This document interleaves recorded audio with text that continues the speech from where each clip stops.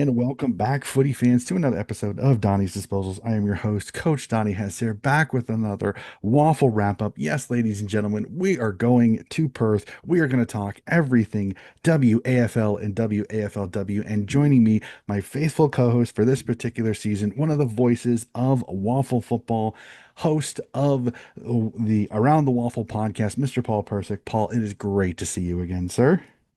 Likewise, Donny, great to see you here. I hope all is travelling well over there in the US of A, and to all our listeners and viewers. What a time it has been in Waffle and Waffle W footy. The season, dare I say it, has been turned on its head somewhat with a couple of shocks in both competitions. But we're on the run home to the finals now, and the business end of the season always draws up plenty of intrigue and plenty of excitement. So I'm looking forward to chatting the latest few weeks of Waffle football and seeing where the teams are at as we run home to the finals. Yeah, it is definitely going to be fascinating. We get to it after this month of play. Only 1 month left of the women's competition. The men's is heating up.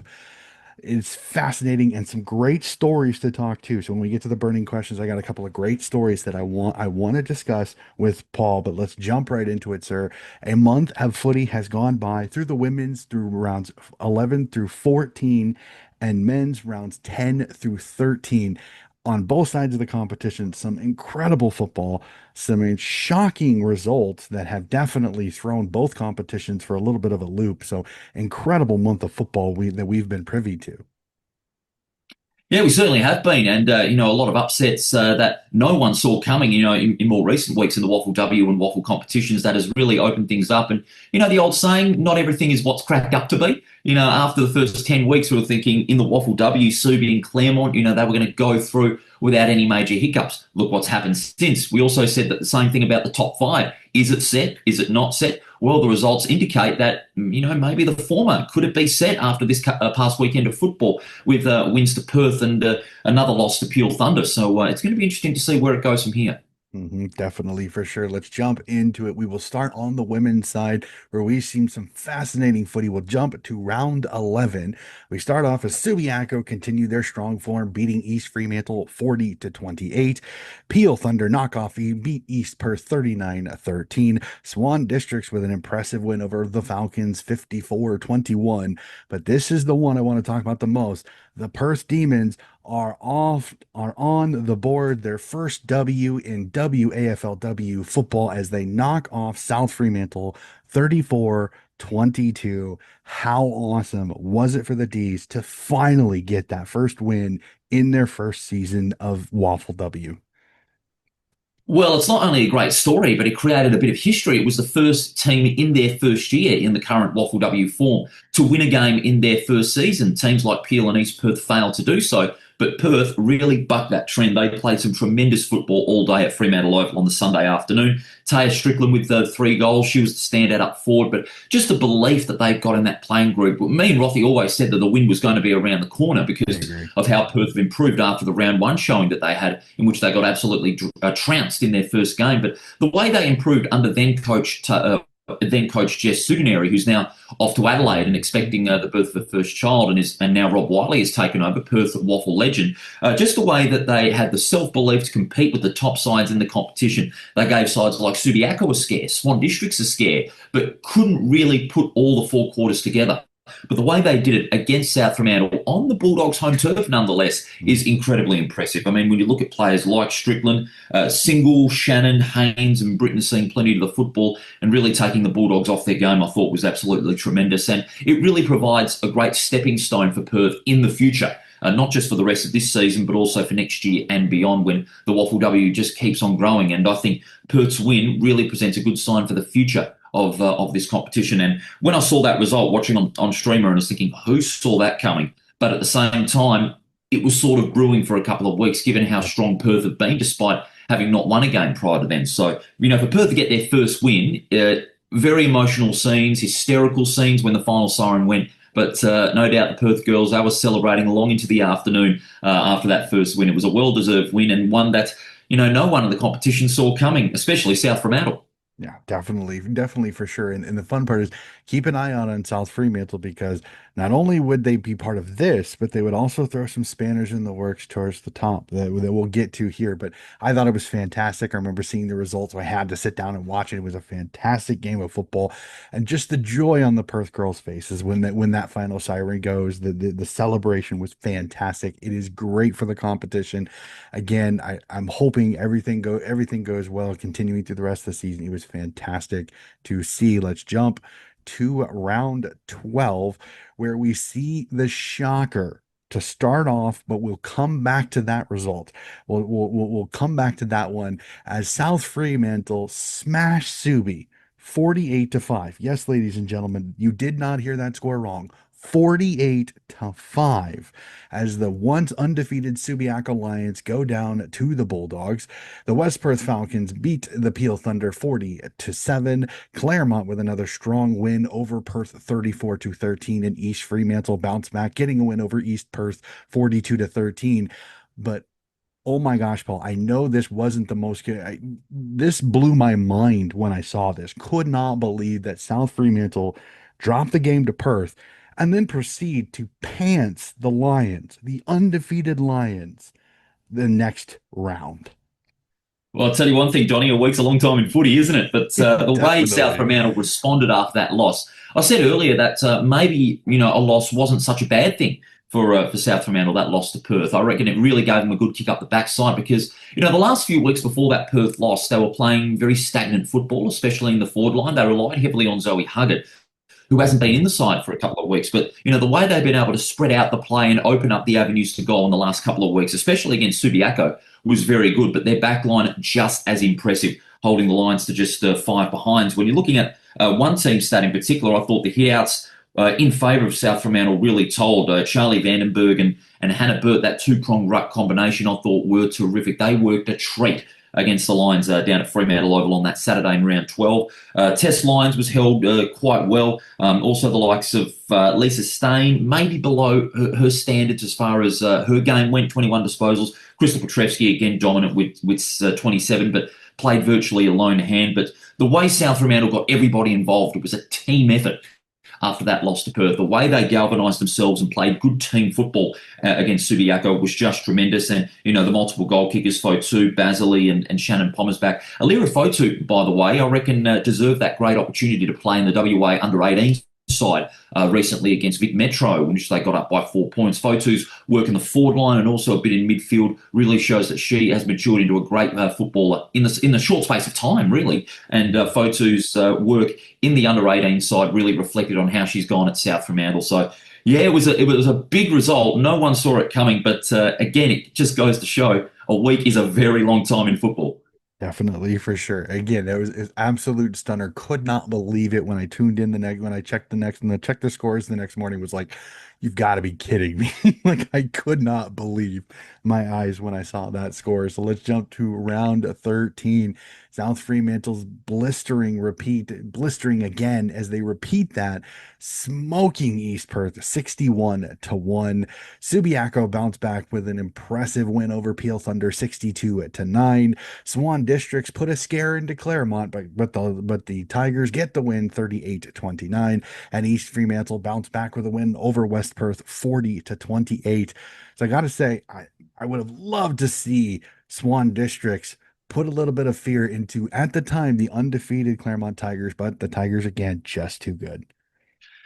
They always find a way to kick away, don't they, the They Tigers? They've always got do. great class. They've got tremendous discipline. Jack Schwartz, coach, just the standards and expectations that Claremont have got on themselves and the fact that they back it up with such great performances on the field, the resources that they've got to, have such great playing stock really is a testament to what they can do on and off the field with the Claremont Football Club. This game in particular, well, they were given a little bit of a scare. Swan Districts led by 3 points at half time, but they could only add one goal for the second half, while Claremont added three. Seabourn kicked three. Henry for Swan Districts again was tremendous with 25, West with 22. But Claremont's work out of the centre was really what won it for me as far as Claremont was concerned. Although Harkin only had 18 disposals, she got Orm, Viney, Sargent involved into the game as well. The battle in the ruck also was just tremendous. Matilda Husband with 25 hitouts was beaten by Lauren Quaife, who had 46 hitouts. Even though Quaife won the matchup, I think Matilda Husband, you would say, won the war, so to speak, because Claremont won the game because Mhm. the way they got it out of the centre and their marking inside 50 was tremendous.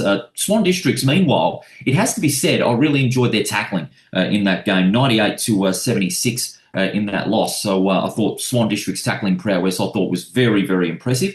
Marks was pretty even as well. It was pretty much even Stevens in some areas of the game, but Clermont's class and discipline just too strong in the end when it mattered. And also, very impressed with how East Fremantle took care of West Perth on the Sunday out at Good Grosser Park. They really clicked into gear in the second quarter, 3-1, really put paid to West Perth's chances of a bit of an upset and a double upset, if you will, because they beat East Fremantle the previous occasion at home. But East Fremantle at Good Grosser Park, often hard to beat. Madison Evans, her work again was impressive, 13 marks. Sierra Wielstra with 20. And West Perth, they just couldn't really get going after quarter time. They were playing catch-up football, were often second to the football. Emily Bennett came back, but really didn't make much of an impact, if I'm to be honest. Bitterfeld, however, Hayley Bitterfeld, freak goal with the left foot from the boundary line, if you don't mind. Check it out late in the game if you can on streamer. That's a goal of the year contender. And shout out to Ethan Roth, my Around the Waffle colleague and co-commentator, for capturing it so well. If that's not a goal of the year, then I don't know what is. But East Fremantle getting the chocolates there, as well as Claremont that weekend. Claremont just reinforcing the status quo that they are the benchmark of the Waffle W competition at that time. And they did so emphatically. Yep, they are the measuring stick of what you want to be in the Waffle W competition for sure. So let's jump to it. The last round that has gone since the last time that we talked is round 14, and we see another one at the end. But we'll start off East Fremantle with an impressive win over Peel Thunder, 65-1. Subiaco bounce back, get a nice win over Perth, 55-12. Swan Districts absolutely smash East Perth, 102-1. But the game everybody's talking about, South Fremantle does it again as the other undefeated falls to the Bulldogs 35-23. In the span of 3 weeks, South Fremantle takes down both undefeated Subiaco and Claremont. How awesome was that result? Well, one thing that I can say is that yours truly was the only one that went for South Fremantle. I originally was going to go with Claremont on Around the Waffle, but just to tick off Rothy slightly a little bit, I changed my tip, and look how that turned Well, out. I But in know all seriousness, I know you told me on social media that I think there's the video that's circling around that when he calls the game winner for South Fremantle, the incredible facial expression you have in the box was great. Have to throw that out there. Sorry, didn't mean to interrupt you, but that was absolute gold. I don't know what I was thinking. I was looking like a complete ham. Maybe not as much as Rothy, who made the tip in the first place at the beginning of the season. I'm sorry, Rothy, I had to say that, but it's just a fact. It's not the first time that has happened. But in all seriousness, South Fremantle, gee, didn't they turn it on that Saturday against Claremont, and they really produced some terrific football. And you said as well, and you're absolutely spot on. I will agree. South Fremantle have really baffled me at times this season. They've played some good football against sides below them on the ladder, but not so much above them on the ladder. But until the last couple of weeks, they weren't really a side that we'd expect to contend for a Final Four spot. But this recent run that they have had, after the loss to Perth and then beating the two undefeated sides of all teams, Subiaco one week, then Claremont the next, it's an incredible turnaround, and it's a testament to the South Fremantle coaching staff and the playing group for that amazing turnaround. And players like Flynn, Polomeno, Pommersback, Strigley, and Wilkins all put in great contributions. Hannah Bird as well, Talia Mulder also played great roles. Hunter Cronin down back was terrific. Eva Flynn kicking the stealer, thank you very much, she said. One goal with 13 disposals, and just also the work of Charlie Vandenberg in the ruck. Only had the 7 disposals, but 37 hitouts against the likes of Matilda Sargent and Matilda Husband. Just the way she was able to go about it in the ruck, her tap-out work in midfield, I thought was just brilliant. Really provided such a strong source of supply for the likes of Hannah Burt, Hunter Cronin and Lasida Gilchrist, who got plenty of the football in what was a real grind in unpredictable conditions. It was very cool but ideal for football. But the result, when you're looking at it alone, gee, that's one that's turned the competition on its head. It's not what it's Mhm. cracked up to be, even if there is 4 rounds to go. Yeah.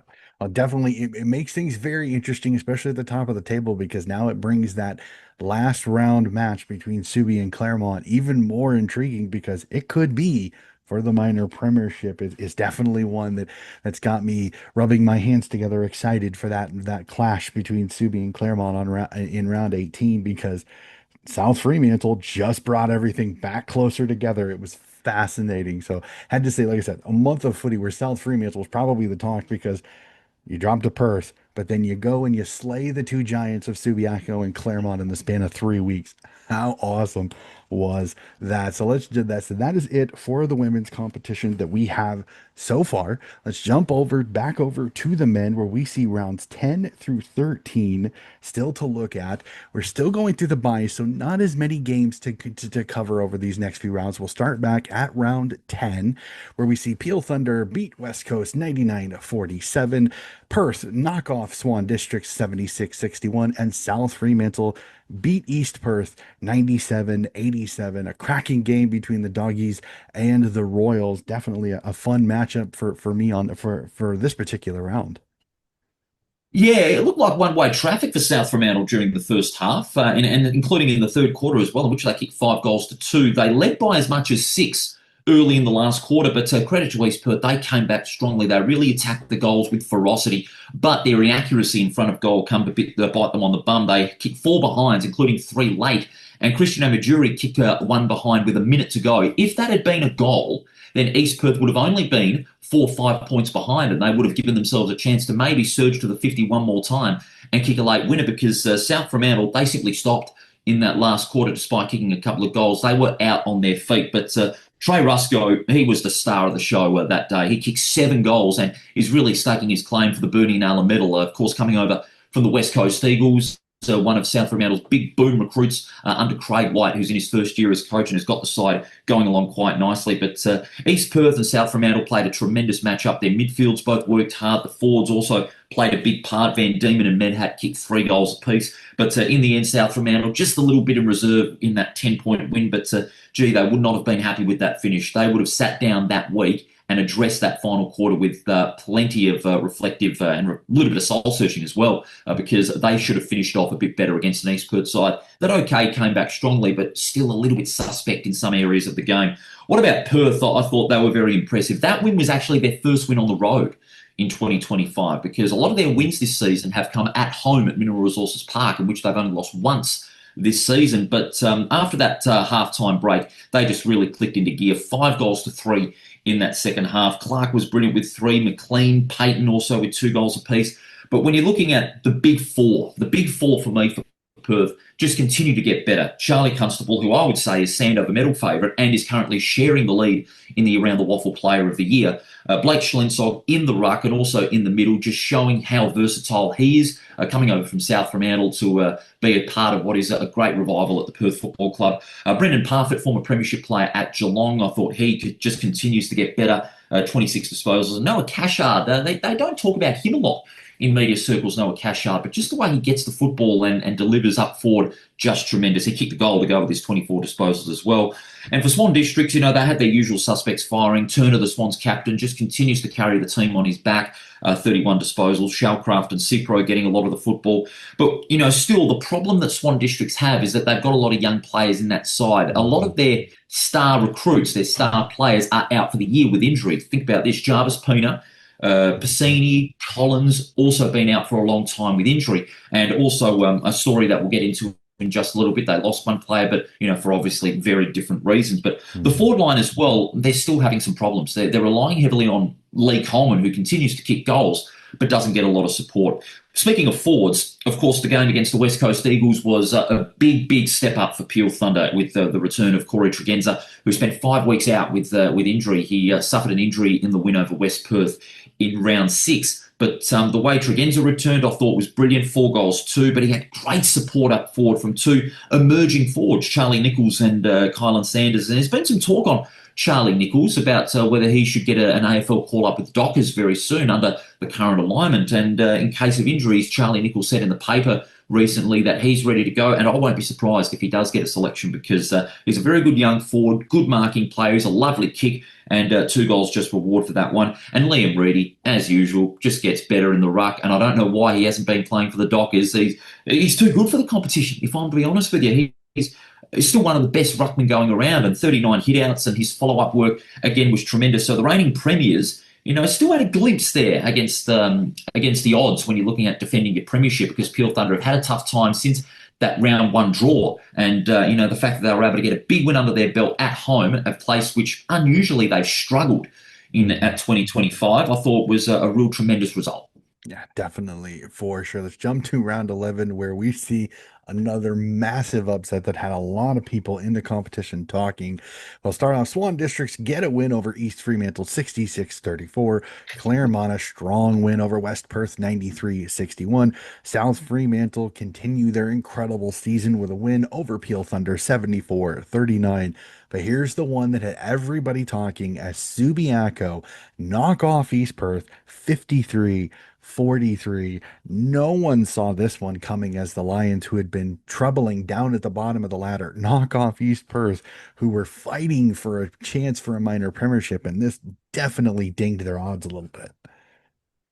Yeah, it certainly did. That was a huge upset in trying conditions. The rain was coming down in torrents, and Lake Leederville, as we sometimes like to call it, turned out to be muddy Leederville because there was a lot of mud all around Leederville Oval. But Subiaco, their mosquito fleet, I thought made the difference. East Perth played too tall that night, and they weren't prepared for the onslaught that Subiaco gave them, especially after half time. On the other side of the coin, West Perth's first half in front of goal. Horrible. I'm just going to be blunt there. 1-8 at half time. It doesn't win you games of football. And so they got a bit of a wake-up call that night, did East Perth. Even though Rakos got 2 and Seba Kowek took a mark at the year contender, he took off from runway 23 and stuck the landing on a surface like that. If that's not a mark of the year contender, I don't know what is. He really flew, got some serious airtime. And even though the likes of North, Scott and Brayshaw got plenty of the ball, by the way, it was Brayshaw's 100th game, and unfortunately for him, Subiaco sport the party. East Perth, they just weren't able to get the ball inside 50 and convert in front of goal. It's as simple as that. And they had some tall forwards there that aren't often adaptable to the conditions. And it was a day that wasn't built for tall forwards. The rain came down in patches throughout the day, even though the game at Lane Group Stadium narrowly escaped the wet conditions for a time. This game was affected heaviest by the wintry conditions we have here in Perth. But the work of the Subiaco youngsters, including Sonny Ciano, who made his debut as a good young kid, Sonny Ciano. He's had his opportunity well earned after a good year at Colts footy, a couple of games in the reserves. But the impact that he made up forward in his league debut, I thought was tremendous. 2 goals to go with his 12 disposals. Greg Clark, a Subiaco captain, highly praised his debut on Around the WAFL when I spoke to him recently. He's got great ability up forward. His marking prowess was terrific. And the work he does at ground level as well. And he's not a very tall player. He's a bit in the middle, not much a tall player or a mosquito fleet forward. But just the way he goes about it was just tremendous. It was a great debut. And Daniel Gathercole as well, who got picked up from West Perth, also took his opportunity with 2 hands in what was a huge upset. And you talk about some of the other, shock results. Swan Districts, a side that, got hammered by Perth after half-time, came out against East Fremantle, who have been heavily favoured to go through to the double chance at the end of the season, get beaten in similar conditions. This was a huge upset. And by the way, it was East Fremantle's first loss at home since returning to the good Grosser Park. And I said this before, and I'll say it again. When the wet conditions come around, East Fremantle struggle. They're not a good wet weather side. And it showed against Swan Districts 10-6 to 4-10. And it was really down to the experienced guns of Swan Districts that delivered. Cipro, Shellcraft, Turner all got plenty of the ball. Jackson McLaughlin kicked 2. Lee Coleman was held to 2, but there was a more even scoring spread. They had a lot more small forwards that can go out and kick goals in trying conditions. But the big story out of that weekend was, after the West Perth Claremont game in particular, was the departure of Jason Salisic as West Perth coach. He informed his team following the match against Claremont, in which they went down by 32 points, that was it. It was his final game. Stories differ whether he had support from the board, lost, or the players weren't happy with the way things were going about it. It just took a toll on Jason Salisic, unfortunately, and he and West Perth parted company. It was in the paper before the weekend had ended, but it was a bit of a mess in which the way West Perth and the board and all the team handled it, and it presented an ugly snowball effect because after Salicic went, all of the assistant coaches went, and former premiership player and former captain Dean Munns also left the club. So it was an ugly aftermath for West Perth after that loss to Claremont. It seems that it just took its toll on Jason Salicic, and unfortunately the snowball effect had to come.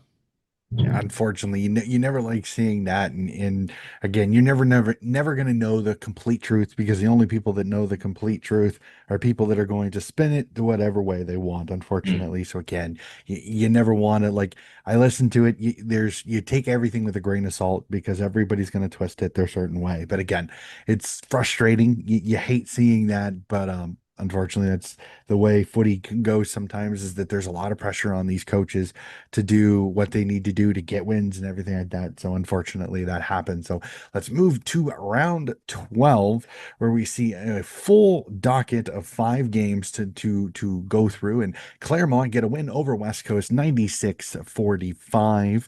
We get a win by South Fremantle continuing their strong season over Perth 69-47. An absolute ripper as Subiaco survive and knock off East Fremantle 103-102. Swan Districts and Perth as East Perth get a win 86-46. And West Perth bounce back after all the drama with the new coach bounce, get a win over Peel Thunder 78-69. A couple of crackers. But wow, East Fremantle Subi have a day 103-102. An incredible game of football. This is the game of the year so far. There's no doubt about it. And in this modern climate of football, who would have thought we'd see 32 goals kicked? These Mhm. days in football, you don't see that very often. But for Subiaco, a side that has been down in the dumps but unearthing young talent to produce a thriller against a heavily favoured top two contender in East Fremantle, and they produce a game like that, and the result out of it as well, simply incredible. Game of the year, there's no doubt about that. Subiaco, they were brilliant, but the win did come at a cost. They've lost their captain, Greg Clark, for the remainder of the season. Clean break of the collarbone. He won't play again. So that was the only sour point in Subiaco's great win over East Fremantle. East Fremantle had 4 chances in front of goal late in that last quarter, but all of them missed. One of them in particular was thanks to a heroic play from Paddy Mullane from Subiaco, who was just able to get hands to the football before it crossed the line, rushing it through for a behind, and albeit winning the game for Subiaco. Shades of Heath Chapman a couple of years ago in Adelaide when he provided the heroic spoil to win the game by a point against the Crows. But Subiaco were tremendous. I mean, they played some very good football. They trailed by 3 goals at halftime, but they came back strongly in the second half, kicking 10 goals to 7. Gyro, Hickmott and Gathercole continuing to be in fine form. Gathercole in particular, I've been very impressed with it his first couple of weeks. Corbett and Mayo, all tremendous. And the impact Subiaco's forward line made, Mayo, Bartlett and Borchett amongst the goals, they really clicked and provided heaps of scoreboard pressure. The battle in the ruck, Jed Edwards and Luke Stranatica really told as well. Stranatica with 30 hitouts, Edwards with 37. But just the belief Subiaco have got in that young playing group and the way Bo Wardman has been able to get the best out of them has been absolutely tremendous. But East Fremantle, I sent them a stern warning on radio middle of the week before that game, if I'm to be completely honest, because that was a game that they needed to win. You know, they wanted to put that loss to Swan Districts behind them because it was a poor performance in wet conditions. You know, East Fremantle in the dry are usually very good, and they were expected to give Subiaco a nice little footy lesson, but they didn't. They didn't. So there's a little bit of uncertainty going about at East Fremantle, I would say, because they've lost 2 in a row. They've dropped out of the top 3. And, you know, if they keep on going, they could risk either playing an elimination final or even missing out on the 5, because after the bye, they'll meet Peel, the reigning premiers. But there's obviously one more game to look at as far as East Fremantle is concerned. But I said after that game, they ought to get it together because they can't be losing games to sides below them on the ladder. Mm-hmm. Definitely for sure on that one. Like I said, that was I watched that score, had to go through it. It was an incredible game of football. Let's jump. Sorry, Donny. There's also a couple Sure, more storylines sure. out of Go that. ahead.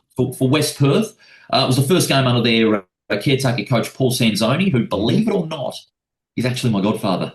No, that's true. But in That all is seriousness, awesome. West Perth, very emotional day it was for the club with obviously new assistant coaches and Paul Sanzoni taking over for the remainder of the season. To play the way they did against the reigning premiers, who thrashed them back in round 6, was absolutely tremendous. The way they teamed together and played some tremendous football. Tyler Keitel was exceptional. Not only sharing some time in midfield, also in defence, but broke free in the last quarter up forward to kick 2 goals and basically win the game for West Perth. I thought was brilliant. Jack DeMarte, he bobbed up forward when no one really expected him to, and he kicked 3 goals. They expected a lot of positional changes at West Perth to see where the players are going to be situated at, what roles they were going to be playing. Keitel used pretty much as a utility, but to great effect in that game. DeMarte is a key forward, 3 goals. For Peel Thunder, to their credit, I mean, they came back in that last quarter, a couple of goals to put them in front. Nichols and Sears, 5 between them. But the back line really held down Peel's number 1 forward, Tregenza. And more often than not, if you're holding down Corey Tregenza, then that could make a difference into you winning the game against the reigning premiers. So emotional day at Joondalup, great crowd that turned out, plenty of noise, plenty of atmosphere, and one Paul Sanzoni, first game, first win, as has been the norm sometimes in football. Sack your coach, and your new coach gets a win first up. Yeah, it's always the new coach bounce is always one of the most fascinating things in sports with me. I never understood it. I'm like, yeah, I don't know, but for some weird reason, it always seems to be something that there's a good portion of the teams that they get a new coach and they get that bounce back in that first game. Now, sometimes it's like a caffeine hit, it kind of bottoms out after, but we'll definitely have to see on that. So we'll go to it. Last round of footy that has been played so far, round 13. See South Fremantle continue their strong form, beating Claremont 69-42. East Perth beat the reigning premiers, Peel Thunder 69-41. West Coast beat Subiaco 87-57. Unfortunately, the East Fremantle Sharks' pain continues as Perth beats them by 3, 56-53, and Swan Districts with an impressive win over West Perth 85-74. So I mean, piling on East Fremantle, but another loss and another close loss to a very good Perth side. Well, we'll wait for the poll on for East Fremantle to continue in a moment, but I reluctantly, I'll say, want to send a congratulations to Rick Gauci. Of course, he's got his hands back on the Gauci Persic Cup after Yep. Swans win over West Perth. Keep in mind, Swans had half their playing squad written Rick flu. They had half their playing squad less than 100%, and they still went out and got the job done. That's commitment. That's dedication. That's one of their best wins, considering the circumstances. There's no doubt about that. And, the emotion of the previous week in farewelling legend Tony Knott after his 323rd game, the emotion died down a little bit and they wanted to get on with the business. No disrespect to Tony Knott, but, Swan Districts were determined to get back into business and, really put a respectable conclusion into their season, which has largely been disappointing because of injury, the Nick Rokar contract saga before the season. But the way they played was just tremendous. And Lee Coleman, I mean, that's one of his best games in quite a while. He kicked 4 goals. Hewitt got 2, Tom Smith with 2, and Aidan Clark 29 disposals, including the game winner. It was a tremendous performance by Swan Districts, who, keep in mind, led by 4 goals at half time. And West Perth hit the front at one stage in the last quarter. And we're thinking Swan Districts might have blown it completely, but they bobbed up with 2 late goals and got a win by 11 points. And then I'll just say this right now, Perth are going into the double chance. They'll finish in the top 3 after, their recent run of wins. To beat a side in the top 5, I don't care if it's at home or away, but they were able to finally beat a good side in the top 5. That's a huge boost of confidence for Mark Stone and his side, especially through their younger brigade. Daniel Hill, he was brilliant up forward. He's a real live wire. Watch out for him. He kicked 3 goals, and Ruben Maguire counted with 2 goals. Brody McLean also amongst the goals as well. But Parfitt and Constable, they were terrific. Constable maybe a little bit down, usually gets above 30 disposals, but the way he delivered the football was just brilliant. His use of handball to his teammates in Parfitt and Schlensog were terrific. And a special mention must go to Blake Schlensog. He spent most of his time in the ruck. 52 hit-outs he got in that game. But in the last quarter, he went into the back line.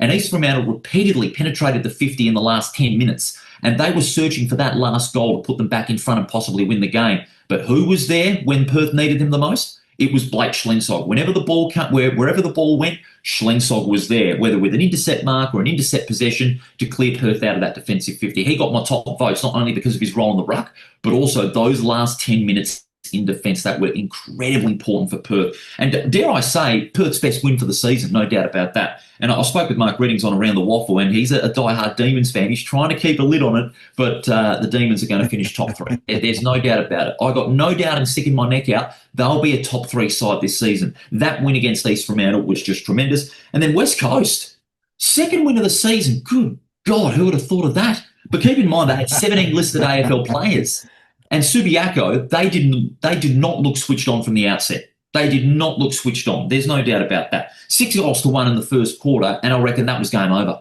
If I'm to be honest, you saw Subiaco players dropping their heads at quarter time, thinking they're going to be in for a long day, and they were. Owi's got 4, Long got 3 for the Eagles, and Tom Gross, expect him to get a call up for the AFL side against Port Adelaide on Sunday. I reckon his form in the WAFL side warrants a selection. And the Eagles, who would have thought they'd get 2 wins, let alone 1? It's a miracle. It's like that Queen song. It's a miracle. Absolutely.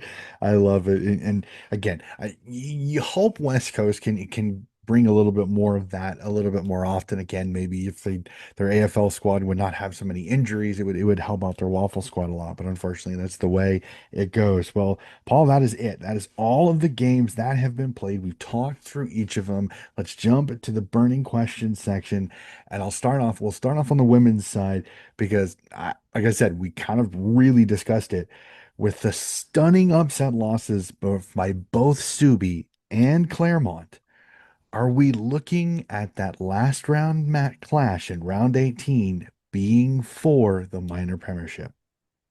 I still think they'll finish on top 2. I still think they'll finish there. I think those losses will be a bit of a hindrance, but I do feel Claremont could get beaten by East Fremantle, who are on a bit of a resurgence this weekend. That's on the Sunday, and that Mhm. game on streamer.com.au. But irrespective of that, I still think Subi and Claremont are the benchmark sides. You can't go past them too often, and I still think they'll clash for the minor premiership. And it's more about the battle for the final 2 spots in the 4. Yep.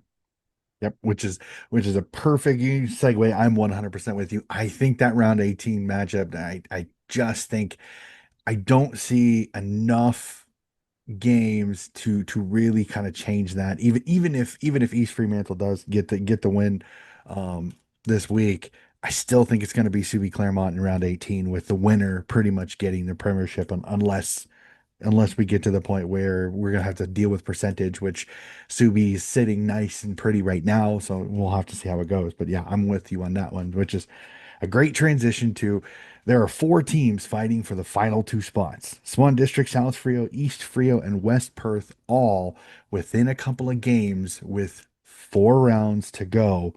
Who do you think are going to be the 2 that are going to join Subi and Claremont in the pursuit for a flag? Oh, it's tough. It is tough. But there is one team I will have to rule out, and that'll be West Perth, Mhm. because they just haven't really got going this season, despite a run in the preliminary final last year. They've had injuries to key players, and they're still searching for a semblance of consistency. So I'd have to rule them out. And who else would I have to rule out? I'm going to have to rule out the Bulldogs. I reckon it'll be Swans and East Fremantle that'll make up the final 2 spots in the 4. Swan Districts, I reckon the best attribute about their side is their backline. I thought it's been tremendous, led by Edgley and King and company. And East Fremantle, look at the run that they've been on. They have been the form side of the competition, even though they're outside the 4. But I reckon they'll continue on that form and get back into it, because they know that redemption is right on their radar after losing the grand final last year. Obviously, they've had internal problems. They've had some injuries and a loss of players to the AFLW. But I still think East Fremantle, with the run that they've had, could sneak into the 4 at the last moment. Yeah, no, I'm with you with Swan Districts, plus the fact they still have that game in hand with the 2 chasing them, both already playing 13 where they've only played 12. So I think that helps them. I agree their backline's been fantastic. I think they're just a little too good. As much as I would love to see South Fremantle get there, just because it would put a little bit of fear into Claremont and Subiaco as the only team that has defeated them, I'm with you. I think East Fremantle, they're starting to find it. There's still several players on that roster that have been to premierships. There's so much experience there. I just think they're going to have enough. But man, is it going to be fun to watch these last 4 rounds, because it is going to be exciting watching the ladder as it changes each and every round. So it's going to be fun to see the finals shape up over these last 4 rounds of the women's competition. We'll jump to the men's competition. And we'll start off with this with only 7 rounds left to go in the home and away season. I hate to say it, sir, but I think the 5 is set. Your thoughts? Not quite yet, I think, because after East Fremantle's 3rd loss in a row, they're the vulnerable side. And you know who they meet next? The reigning premiers, Peel Thunder at Good Grocer Park. If Peel Thunder can condemn East Fremantle to their fourth loss in a row, I reckon the Sharks, they've got a big question mark over their contendership for finals, because their first half of the season I thought was tremendous. In the top two, along with the Bulldogs, the teams to beat. But they have really gone off the boil in the second half of the season. 3 losses in a row. They're a better side than what they are at the moment. But if they can't get it together against Peel Thunder at Good Grocer Park, then there's going to be heaps of trouble, no doubt about that. Think about this as well. After the bye, Sharks have got Peel at home. They've got Claremont in round 16 at home. Then they've got the People's Derby in round 17 at the start of August. Then they have got at home East Perth, and to finish off West Perth at home. They've got 4 of their last 5 games at home. And as a matter of fact, they don't even get out of the Fremantle zone for the last 5 rounds. So if they don't win all 5 games, well, at least three, then they'll slip out of the 5 and Peel will get back in if they can get themselves back in order as well. But realistically, it looks like it's set, but big question mark over East Fremantle, I would say. They're the only side that I have a question mark next to. The other sides, 4 out of the 5, I reckon they're there. Yep. No, I'm 100% with you on that one. It's just the thing that bugs me is that 10 point difference, and the fact that in the last 5 games, Peel only has 1 more win than East Fremantle in that time frame. But I agree with you. A tough road for East Fremantle could open the door, but Peel's got to capitalize in it. And right now, they haven't exactly filled me with a lot of confidence on that. Let's jump to it. There have been some amazing stories over this last month. I know we discussed it a little bit, but the incredible return to footy of Hayden Schloith of South Fremantle, and then also, as sad as it is, the amazing story that is Tony Knott of Swan Districts finally hanging up the boots. How awesome are these 2 fantastic stories in the WAFL to keep track of? I mean, again, Tony Knott, an absolute legend at Swan Districts, but Hayden Schloith coming back from cancer and being this close to maybe first team call up. Well, he eventually did get that call up in the game against Claremont last weekend. It was great to Yep. see Hayden Schloith come back to the field of battle. He's the king of Bulldog land. He's back on his throne after a long way away from the game after battling testicular cancer. He's as courageous as they come, and he's one of South Fremantle's best, and he'll be remembered as a legend when he gives up the game. But the way Hayden Schloith went about it, played a few games in the reserves, got plenty of possessions. He may have only had 4 against Claremont, but just his presence and the inspiration behind his return was great for the playing group and great for the fans as well. I recently spoke with Schloith on Around the WAFL after he'd announced that he was cancer-free and ready to return, and you could hear the delight on his voice. He was just so happy to be back on the field of battle, doing what he does best, and his resume speaks for itself. Multi-time WJ Hughes medalist as South Fremantle's best and fairest, Sandover medalist, premiership player in 2020, and one of the all-time greats over there at Bulldog Land. And, the Bulldog fans, whenever they saw Hayden Schloith touch the football, they would just burst into cheers, and it was amazing. So good on you, Hayden Schloith. He's the king of Bulldog Land, and that's certainly the WA football story of the year. There's no other story that's beating that, for a player to come back as fit as a fiddle after battling, the biggest battle in his life. No one would want to hear the dreaded C word at any stage in their life. But the way that he's come back and has built himself back up to typical Hayden Schloith match fitness, he's as fit as a fiddle, always gets it done, which is just great to see. And to be a part of a South Fremantle win as well on his return, even better. And Tony Knott, what more can you say? Bowing out after 323 games. That's a milestone that we're never going to see in the WAFL again. 320, 330 plus games. Given the modern day climate of WAFL football that is ever changing, that's a milestone that will be untouchable at this time. He's a legend, one of the best defenders going around, one of the most courageous players in the WAFL. More often than not, when the ball's in the air, you see him going back to the pack with the flight of the ball and just hanging on to a courageous mark, putting his body on the line. He even did that in his last game against East Perth in the last few minutes. He bobbed up, took a typical Tony Knott mark, crashing through the pack, and backing that up to kick a fine goal and sending Steel Blue Oval into raptures. I've been hearing that they should be naming the can bar after Tony Knott because he's a legend, and the fans love him down there, and they're going to miss him down there. But he ain't done with footy just yet. He's playing over in the southwest, so he's not done with it completely. But I guess, the travelling from the southwest to play with Swan Districts, I guess, just took its toll, and he said, no more. I'm going to bow out, and I'm going to bow out my way, and playing a key role, playing a good game of footy, and kicking a goal and showing the love to the crowd. So congrats to Tony Knott on a hell of a career, a former captain, best and fairest, was once on the West Coast Eagles list as well. But end of an era at Swan Districts and at the WAFL, the great Tony Knott saying goodbye, but he did it his way. Yeah, definitely for sure. And I remember seeing the vision from that, and it was incredible. And the Swans faithful would definitely send him out in style. It was fantastic. But loving the stories, the Hayden Schleith interview that you had on Around the Waffle was incredible. Absolutely enjoyed listening to that. I agree that you could tell he was over the moon to be back on playing football, and the fact that, like I said, he got his opportunity to get back out there, and the Bulldog Nation were so happy to have him back. It was incredible. So let's go to it, sir. Let's tip. Let's get through the tips. Let's go to women's round 14, if I remember correctly. If I could read my words 15, on my 15. screen. 15, 15. Yes, 15. If I write it down correctly, that would be correct. Let's jump right to it. 4 rounds left. The first of these 4 rounds sees West Perth take on East Perth at Health Insurance Oval on this one. This is a fun one this is an interesting one for me. I got West Perth in this one again. As much as I would love East Perth to get another win, unfortunately, I think West Perth just a little bit too strong. Yeah, West Perth too good for me under the front. Oh, pardon me. I don't know what happened there. Something got stuck in my throat. So Something got stuck in my throat way out of the blue. Let me just get some water real quick. pad. Yeah. Okay. We'll try that again. West Perth, too strong under the Friday night lights of HIF Health Insurance Oval over there.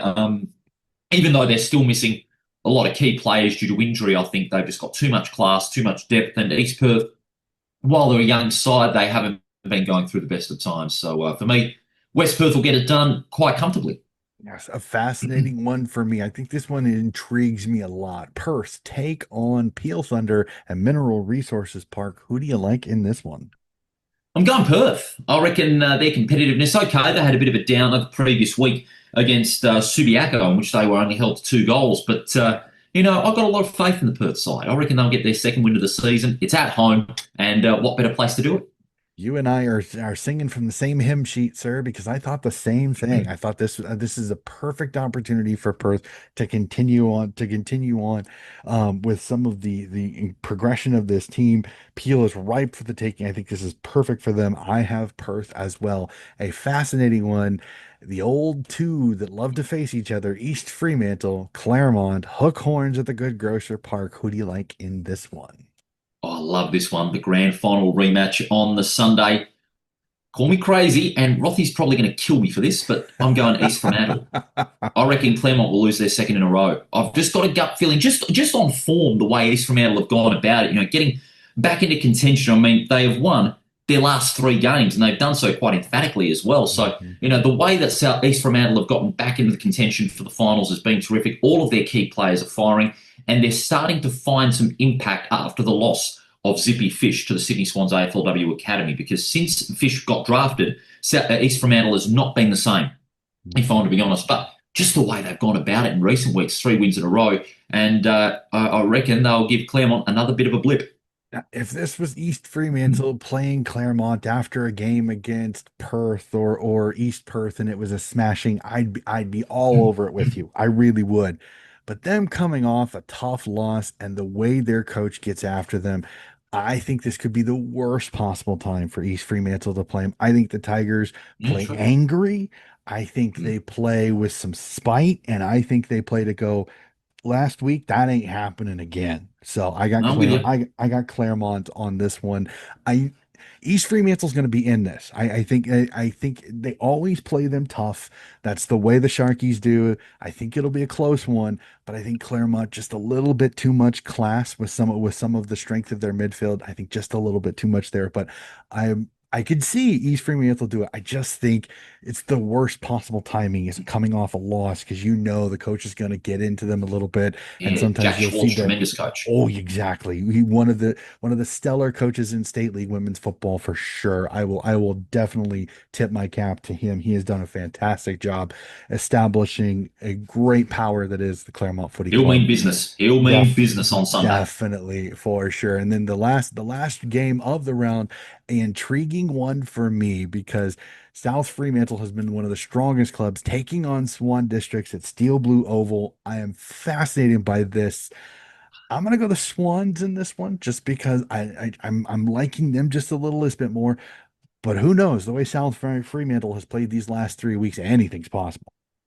I'm going to put out my tip on around the waffle on Thursday. I'm undecided at the moment. There's so much intrigue in this game. Both sides very strong on paper. The Agree. forward line for South Fremantle could make a bit of a difference. They've got a more flexible forward line. They've got plenty of mobile options. The midfielder's got to really provide them with great supply. Swan District's back line have got the biggest task, I'll say. It's a rejuvenated South Fremantle forward line. And girls like Edgley, who's been leading the back line tremendously, are really going to have to work hard. And if they do so, that could hold South Fremantle down. I'm undecided. So many great factors into this game. It's going to be a ripper on Sunday. Oh, definitely for sure. I mean, like I said, it's gonna be a good one. And if South Fremantle want to put themselves in the catbird seat to make finals, this is a win they got to get because they win it. They're the most dangerous side going into finals because they will have had a win over all of the other three sides that are probably going to make finals with them. So Oh, that yeah. one's going to be an absolute ripper. Cannot wait for that one. That is it for the women. Subiaco get to kick their feet up for the final time this particular season. We'll jump over to the men's. Only 3 games, some more buys to deal with, unfortunately. So a little less footy to watch over the weekend. Starting off, a fun one. Cannot wait for this one. East Perth versus Perth, Sullivan Logistics Stadium. Sir, this looks like a ripping game of football. Cannot wait. Who do you like in this one? No, if I was you, Donny, I'd be getting the hot sauce out because this one is an absolute beauty. Third versus fourth. It's the TV game, by the way, here in Perth on Channel 7, and rightfully so. You'll hear the electrifying Mark Reddings on the call on that one. Gee, this one is hard to pick, but if I'm to pick somebody, I got to go with Perth. I've got, I'm on the Perth bandwagon. I reckon they can beat East Perth again. If you remember, they beat them early this season under lights at Mineral Resources Mhm. Park, and I reckon they can do it again. But a big shout out must go as well to Angus Scott of East Perth. He's playing his 100th game.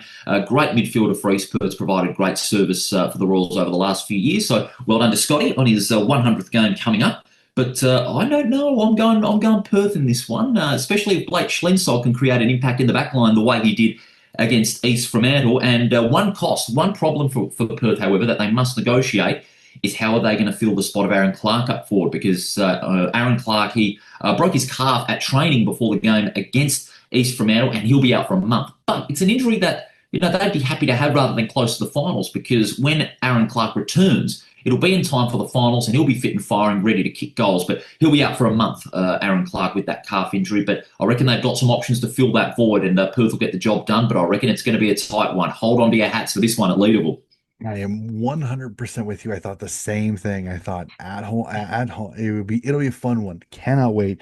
I'm with you. I'm on the Perth bandwagon a little bit. It's been fascinating to watch this side continue to grow. It has been so much fun. I got Perth in this one, but I agree. Could be a ripper. Come down to the fourth quarter. Cannot wait. Move over to Steel Blue Oval as Swan Districts host South Fremantle. As much as I would love to see Rick Ouchie's Swans get a win, South Fremantle, they are absolutely firing and humming right now. I like the doggies in this one.